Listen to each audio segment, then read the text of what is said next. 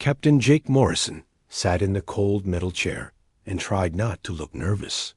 The chair was too small for him, made for aliens who were shorter than humans. His knees bumped against the table in front of him. The room was huge and dark, with lights that hurt his eyes. Around him sat the most powerful aliens in the galaxy. They all stared at him like he was some kind of dangerous animal. Jake felt sweat on his forehead, but he did not wipe it away. He had to look strong. To his left sat Lisa Grant, his cultural helper. She was young and smart, always reading books about alien ways. Her hands shook a little as she looked through her notes. On his right was Ben Parker, his security chief. Ben was big and tough, but even he looked worried. The room was shaped like a circle. Alien leaders sat all around them in floating chairs that glowed with soft light. Jake had never seen so many different types of aliens in one place. Some looked like giant lizards with sharp teeth. Others were made of what looked like living crystal that sparkled in the light. Some looked like big insects with too many arms. The strangest ones were just balls of moving light that changed colors when they talked. At the front of the room sat the most important alien of all. It was called Supreme Arbiter Valfeur, and it was one of the light beings. When it spoke, its voice came from everywhere at once, like thunder in the sky. "We are here today because of what humans call the Terra incident," Valfeur said. Its light grew brighter. "Captain Morrison, you stand accused of bringing great shame to the Korathian people. You have broken their most sacred laws. You have laughed at their honor. You have refused their ways." Jake's stomach felt sick. He remembered that day on the Korathian home world. Everything had gone so wrong so fast. He had not meant to hurt anyone. He had not meant to cause trouble. But here he was, sitting in front of the most powerful beings in the galaxy, and they all thought he was a monster. A new voice spoke from across the room. It was deep and rough, like rocks grinding together. "I am Graktar, War Chief of the Red Claw Clan." The voice came from a huge screen that showed an alien that looked like a dragon walking on two legs. Its scales were red and black, and its eyes burned like fire. "This human has brought shame upon my family. He has laughed at our ways. He has shown us no respect." Jake wanted to explain, but his mouth felt dry. How could he tell them what really happened? How could he make them understand? The day had started so well. Jake and his team had traveled to the Korathian home world to make a trade deal. The humans needed metals that the Korathians had. The Korathians wanted human technology. It should have been simple. The meeting was held in a great hall made of red stone. Hundreds of Korathians sat and watched. Graktar was the biggest Korathian Jake had ever seen. He was almost 8 feet tall, with muscles like steel and claws like knives. But he had been kind to the humans. He had offered them food and drink. He had shown them respect. Then everything went wrong. Jake remembered the moment clearly. They were talking about trade routes when Graktar stood up. The big alien had looked at Jake with what seemed like friendship. "You are a warrior like me." Graktar had said, "I offer you the honor of combat. We will fight with blades, as our ancestors did. Win or lose, you will have the respect of my people forever." It was then that Lisa had whispered in Jake's ear. The translation machine had been acting strange all day. It had been turning simple words into silly ones. When Graktar spoke of honor combat, the machine had said something about flour and drooling. Lisa had made a joke about it, trying to make Jake feel less nervous. Jake had smiled at Lisa's joke. Then he had looked at Graktar and seen something that made him worried. The big alien's hands were shaking. His eyes looked wrong. His breathing was not normal. Jake had seen these signs before in sick animals back on Earth. "I cannot fight you." Jake had said, "I do not wish to bring shame to either of us." That was when Graktar's face had changed. The kindness was gone. Anger took its place. You refuse my offer? You think you are too good to fight me? No, Jake had said quickly. That is not what I mean. But it was too late. Graktar had roared in anger. All the other Carathians had stood up and roared too. The sound was so loud that Jake's ears hurt. Then they had all walked out, leaving the humans alone in the Great Hall. Now, sitting in this cold room full of angry aliens, Jake wished he could go back and change what happened. But he could not. He could only try to explain. Supreme Arbiter, Jake said, standing up. His voice sounded small in the big room. I did not mean to show disrespect. I was trying to be careful. I was trying to do the right thing. The crystal. Aliens made a sound like breaking glass. They were laughing at him. The insect aliens clicked their mouths in what Jake knew was their way of showing they did not believe him. Graktar's image on the screen grew larger. You were trying to be careful? By laughing at our most sacred tradition? By treating our offer of honor like a joke? I was not laughing at you, Jake said. I was silence. Velthar's voice boomed through the room. You will have time to speak later. First, we must hear all the charges against your people. Jake sat down. He felt very small and very alone. Around him, the aliens began to talk about humans like they were not even there. They said humans were dangerous. They said humans could not be trusted. They said humans did not understand how to behave in galactic society. One of the crystal beings spoke with a voice like singing glass. Perhaps we made a mistake when we let humans join our community. They are too young, too wild. They do not think before they act. An insect alien agreed. Their emotions make them unpredictable. How can we trust people who laugh when they should be serious? Jake felt anger growing in his chest, but he forced himself to stay calm. Getting angry would only make things worse. He looked at Lisa and Ben. They looked back at him with worry in their eyes. The trial had only just started, and already Jake could see how it would end. The aliens had made up their minds. They thought humans were trouble. They thought Jake was a fool who had insulted their friends and broken their laws. But Jake knew the truth. He had not insulted anyone. He had tried to save someone's life. The problem was, how could he prove it without making things even worse? As the aliens continued to talk about human faults, Jake closed his eyes and tried to think. There had to be a way to fix this. There had to be a way to make them understand. The future of humanity in the galaxy depended on it. Ambassador Kate Phillips walked into the great chamber with her head held high. She was a tall woman with gray hair and kind eyes, but today she looked like a warrior ready for battle. Behind her came Dr. Alex Reed, a thin man with thick glasses, who knew more about alien cultures than almost any other human. Next to him was Commander Roy Hayes, a military man with scars on his face and medals on his chest. The three humans took their places at the defense table next to Jake, Lisa, and Ben. Kate looked around the room at all the alien faces staring at them. She had been a diplomat for 30 years, but she had never faced a challenge like this. Supreme Arbiter Valther's light pulsed slowly. Ambassador Phillips, you may present your defense, but know that the evidence against your people is strong. Captain Morrison has brought shame to the Corathian people. This cannot be ignored. Kate stood up and walked to the center of the room. Her voice was clear and strong when she spoke.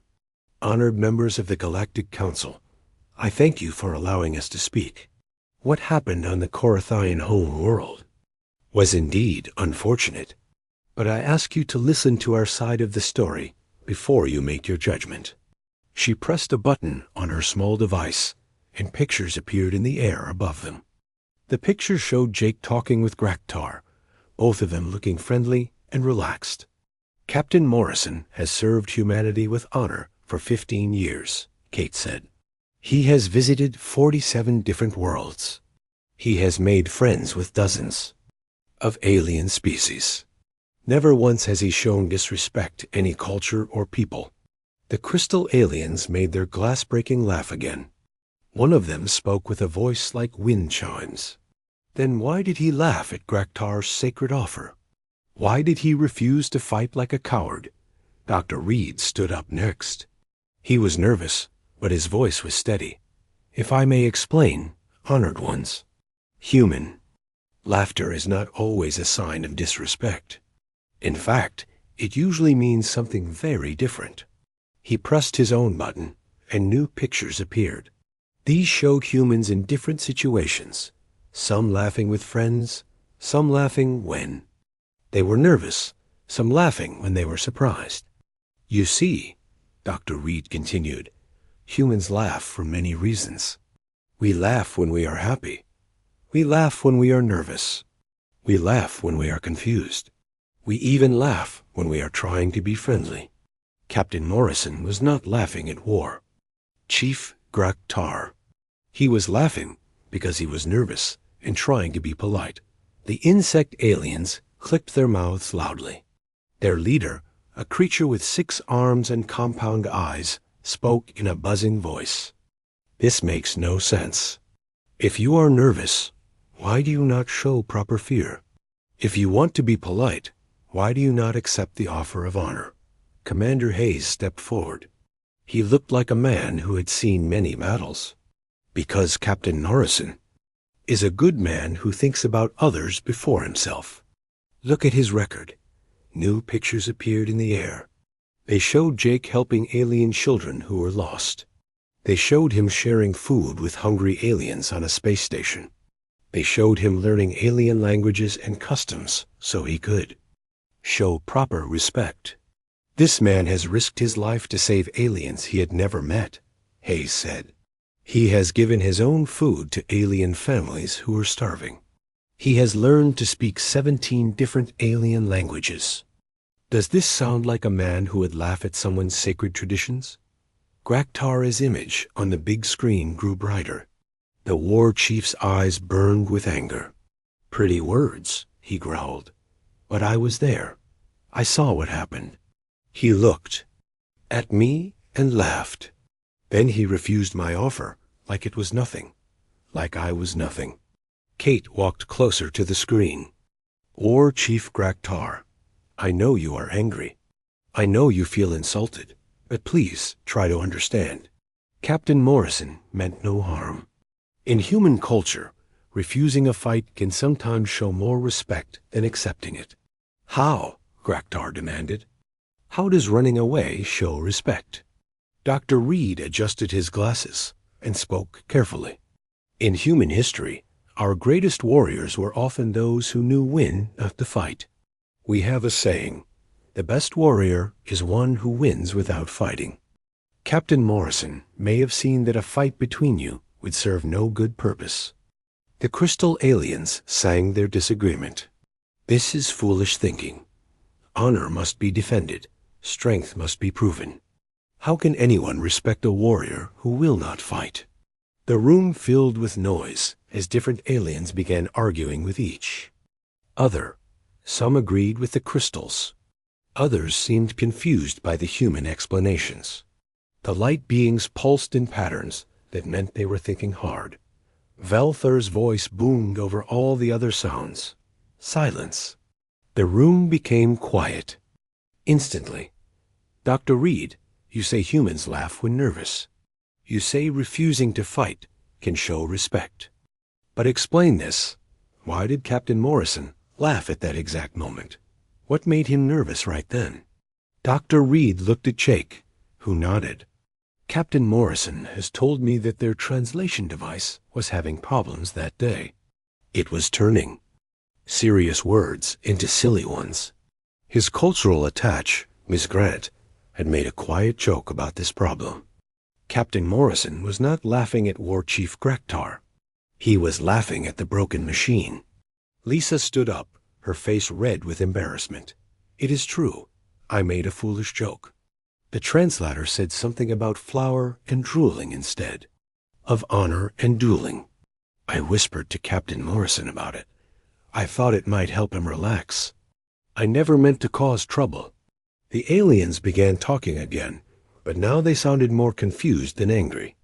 The idea that humans would laugh at their own broken machines seemed strange to them. One of the insect aliens buzzed loudly. Even if this is true, it does not explain the refusal to fight. Graktar offered great honor. Why refuse such a gift? Hayes stepped forward again. Because Captain Morrison is not just a good fighter. He is a good leader. Good leaders think about the results of their actions. Maybe he saw that fighting would not help the peace talks. Maybe he was worried about getting hurt and not being able to finish his mission. Maybe he was trying to protect his crew. Or maybe, said a crystal alien with a voice like breaking ice, he was just afraid to fight a real warrior. Jake could not stay quiet anymore. He stood up fast, his chair scraping on the floor. I was not afraid, he said loudly. I have fought before. I have bled for my people and for aliens too. I was not afraid of War Chief Graktar. I was trying to do what was right. Then why? Graktar's voice shook with emotion. Why did you refuse me? Do you think I am not worthy to fight you?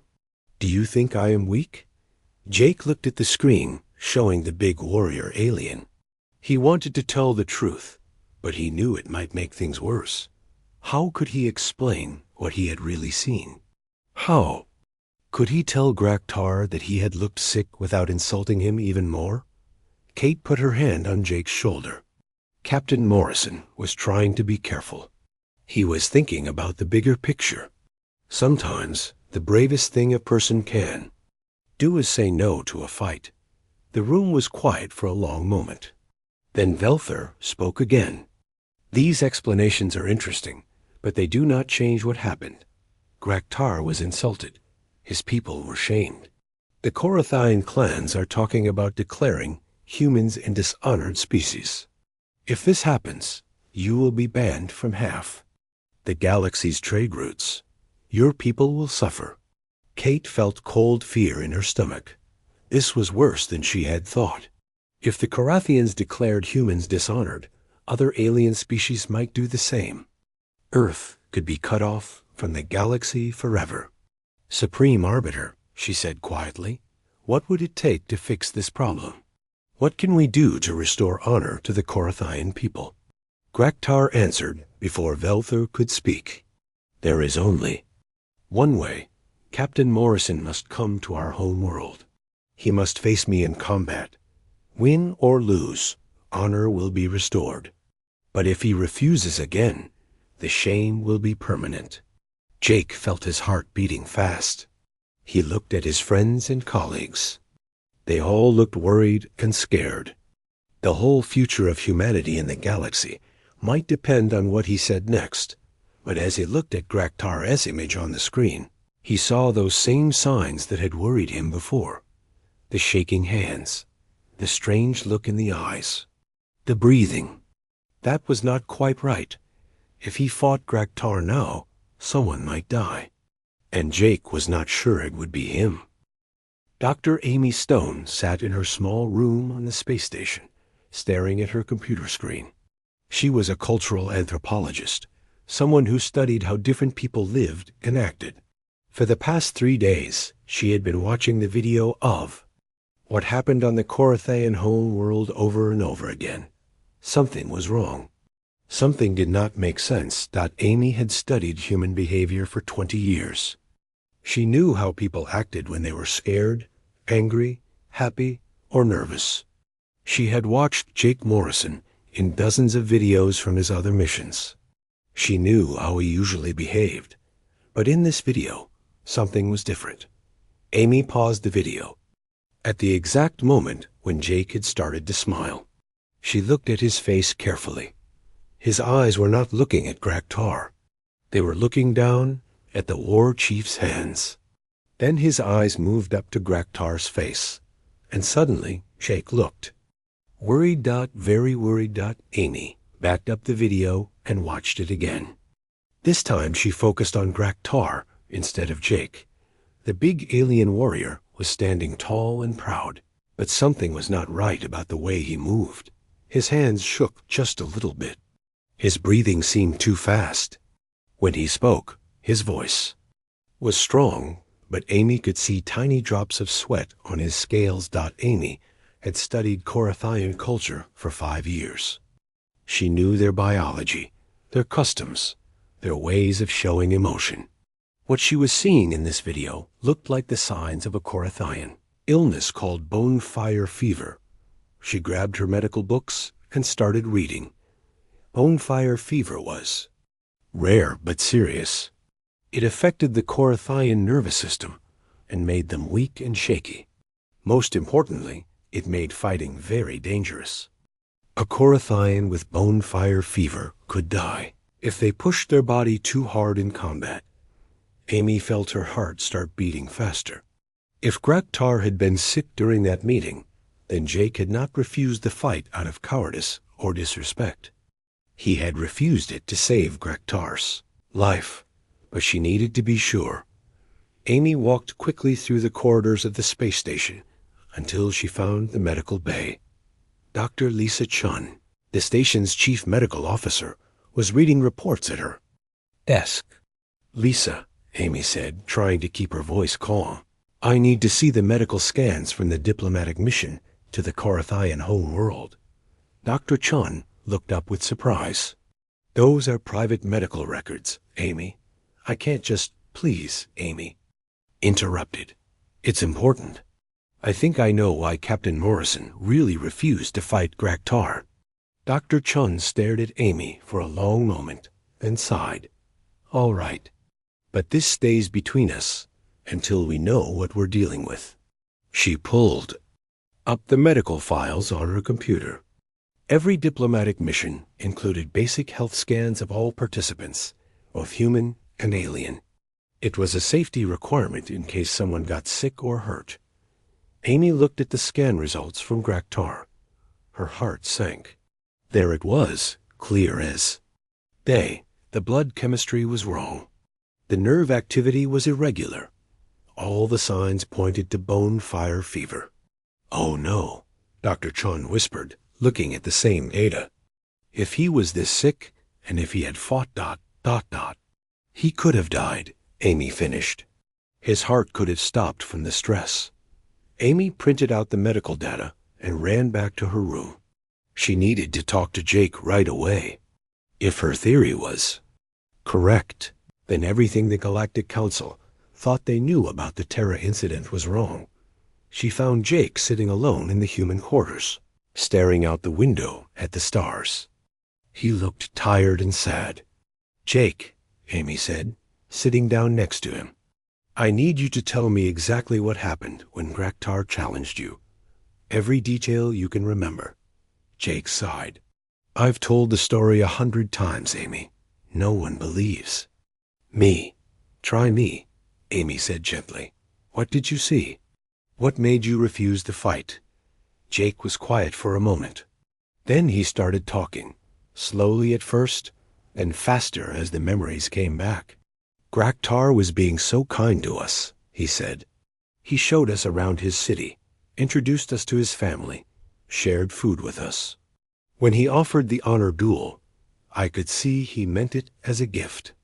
In Korathian culture, being invited to fight their war chief is like being made part of their family." Amy nodded. "But something stopped you from accepting." "Yes." Jake rubbed his forehead.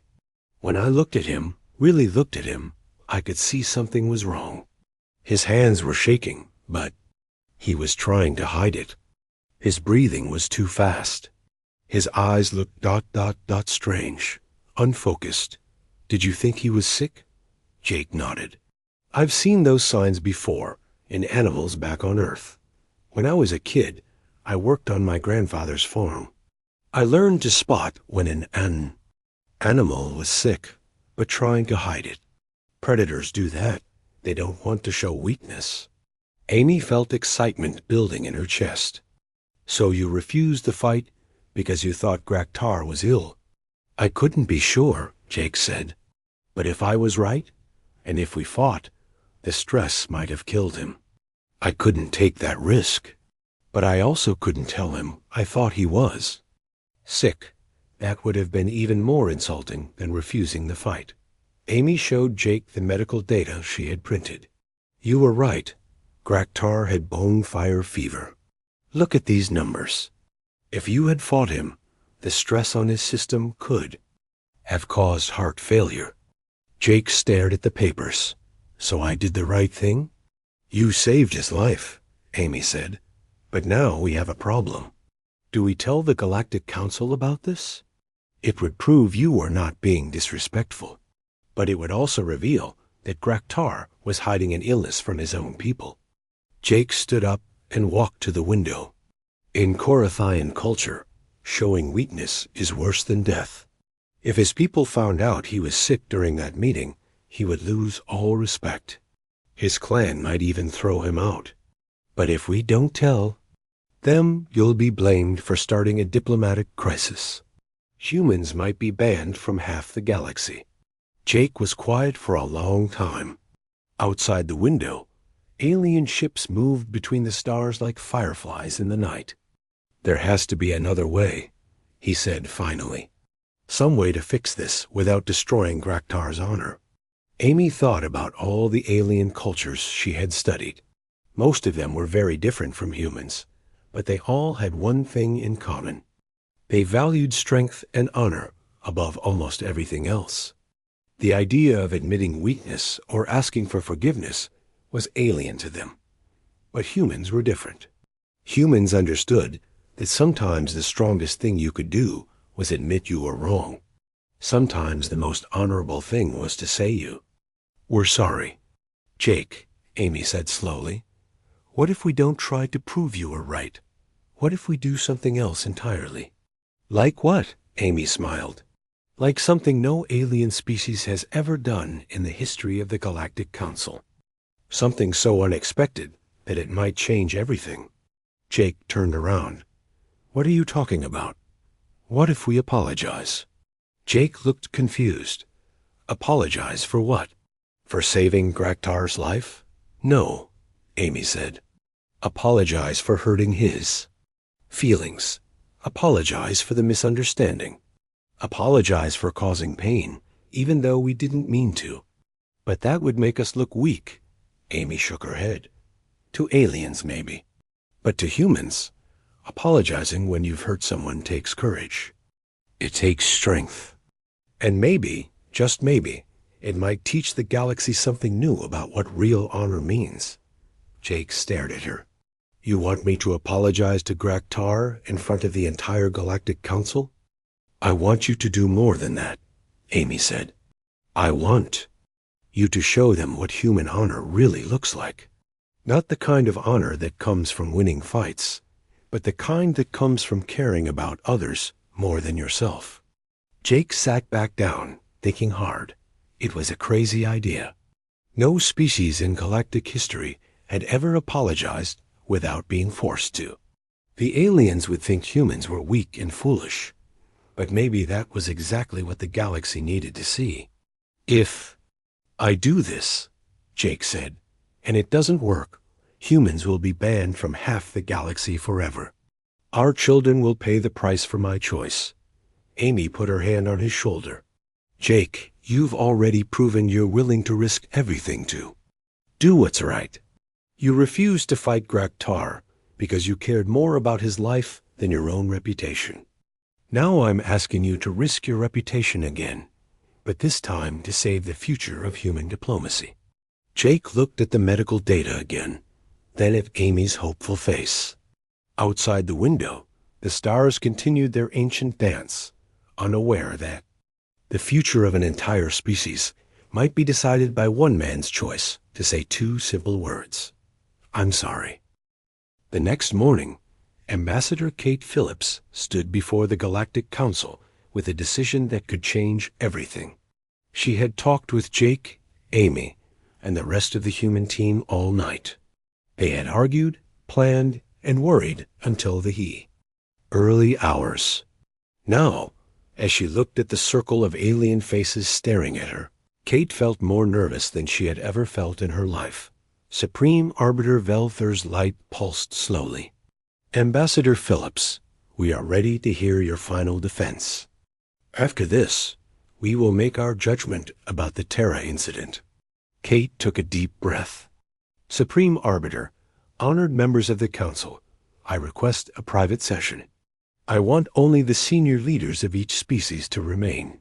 The aliens began talking among themselves in their various languages.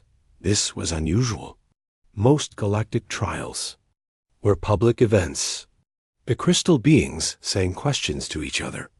The insect aliens clicked in confusion. Velther's light grew brighter. This is not normal procedure, Ambassador. Why do you request privacy? Because what I am about to do has never been done before in galactic history, Kate said, and I believe it deserves to be heard by those who will understand its importance. After several minutes of discussion, the Council agreed. The large viewing galleries emptied as hundreds of alien observers left the chamber. Soon, only the senior leaders of each species remained, about 20 beings in total. Graktar's image on the screen grew larger. What game are you playing, human? Are you going to present some secret evidence? Some trick to make me look foolish? Kate walked to the center of the room.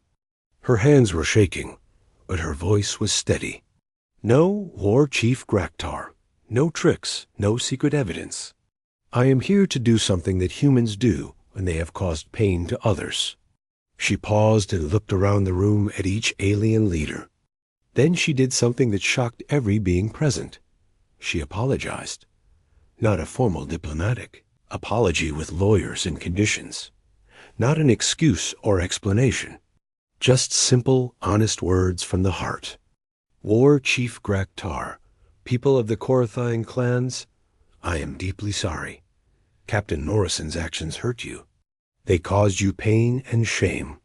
That was never our intention, but intention does not matter when real harm has been done. We are sorry for the hurt we caused. We take full responsibility for what happened. The room was completely silent. Several aliens leaned forward in their seats, not sure they had heard correctly. The crystal beings stopped singing. The insect aliens stopped clicking. Even Velther's light stopped pulsing. Graktar stared from the screen, his mouth open in. Surprise. You ... you apologize? But you have not been defeated. You have not been forced to surrender. Why do you apologize? Kate smiled sadly. Because someone we respect was hurt by our actions.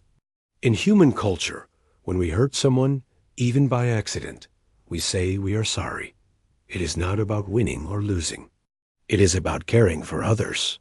One of the crystal aliens made a sound like wind through broken glass. This makes no sense. You admit fault without being compelled to do so? This is weakness.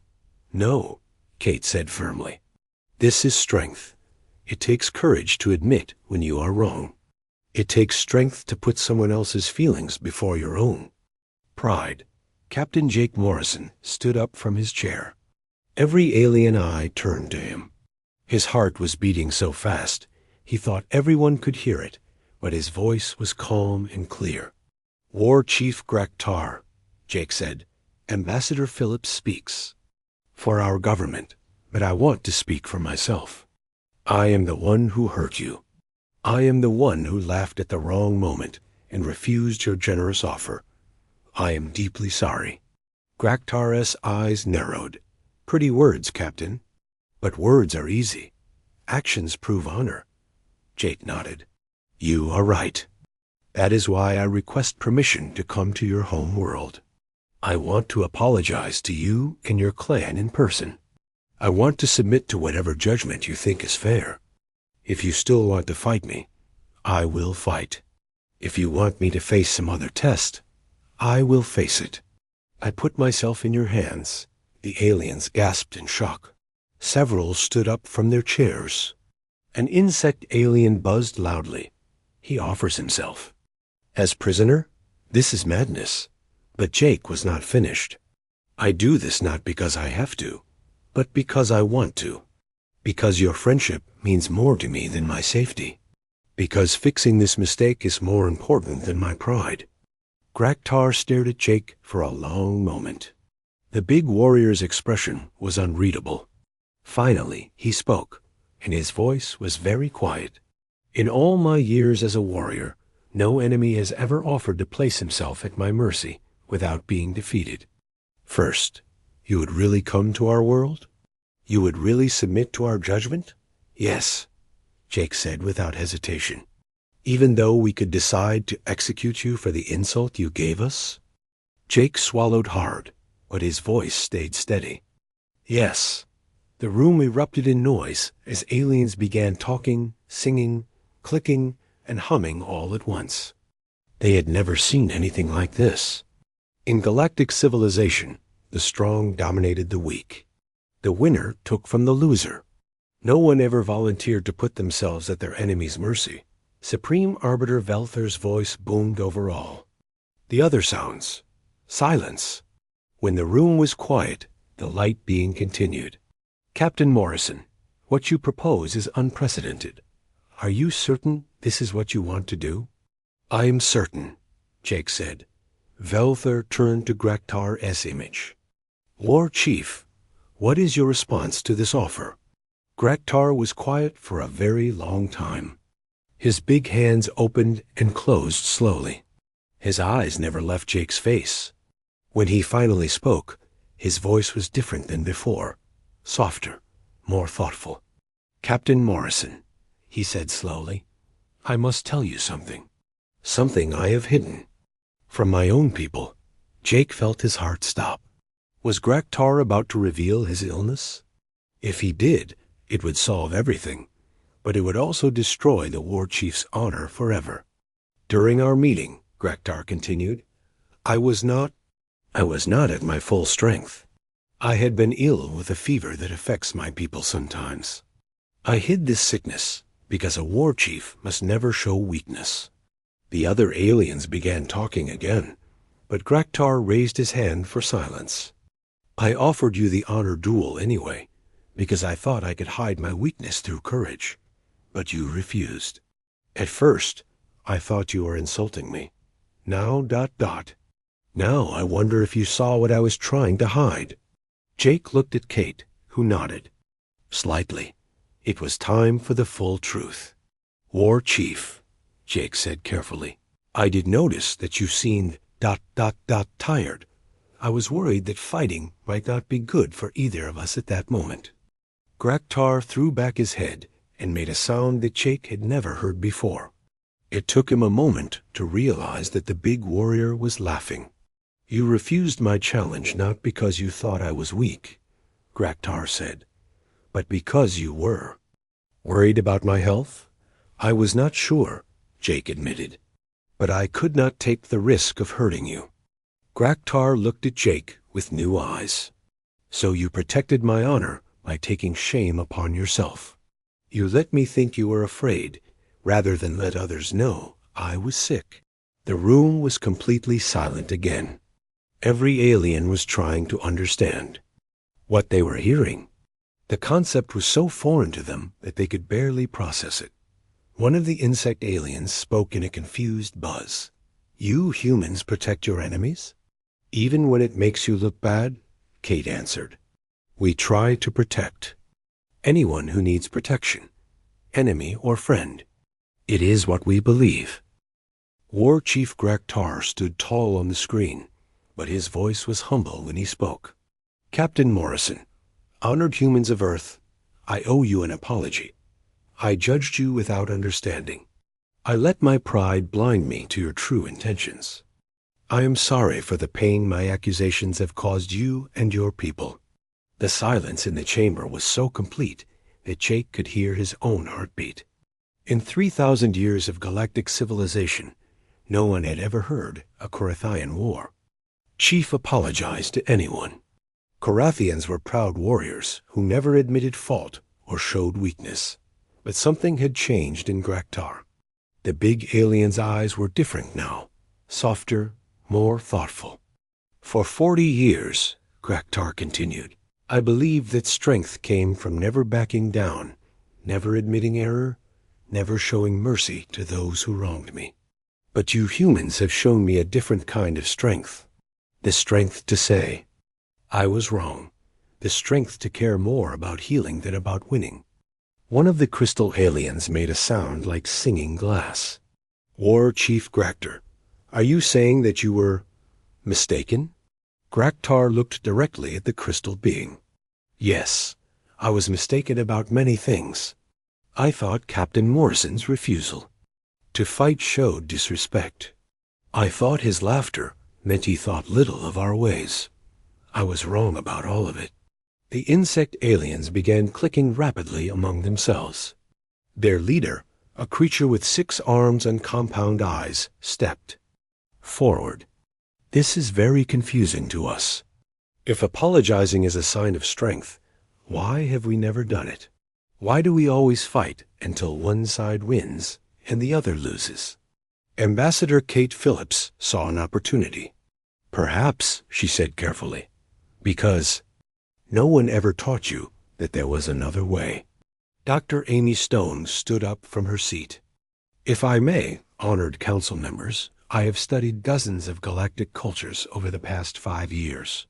Almost every species has the same basic approach to conflict. Fight until someone wins. Make the loser pay a price, then move on. But what if there was a better way? Supreme Arbiter Velthur's light pulsed thoughtfully. What do you mean, Dr. Stone? Amy pressed a button on her device, and new images appeared in the air above them.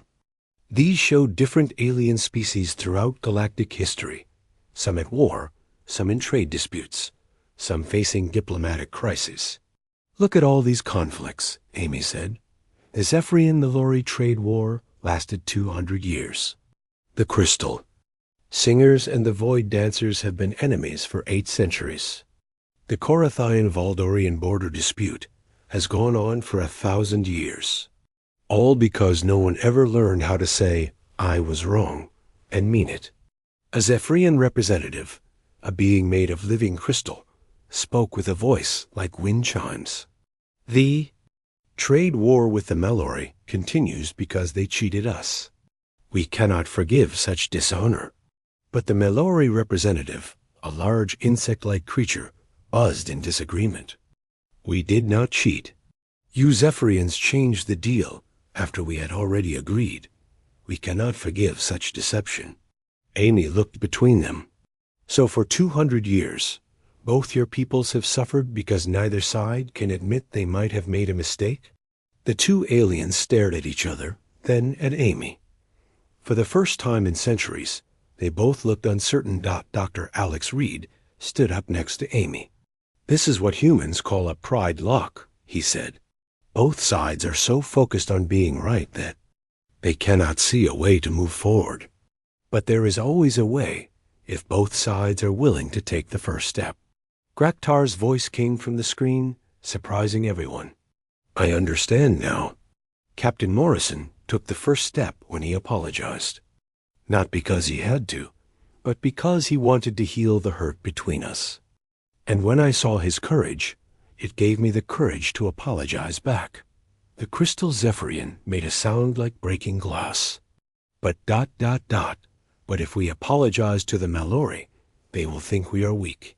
They will try to take advantage of us. The Mallory buzzed loudly. And if we apologize to the Zephyrians, they will think they won. They will demand more than we can give. Kate Phillips walked to the center of the room. What if you both apologized at the same time?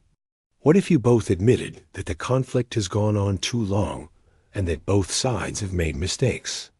The 2 aliens looked at each other with expressions that were hard to read. The idea was so foreign to them that they could barely understand it.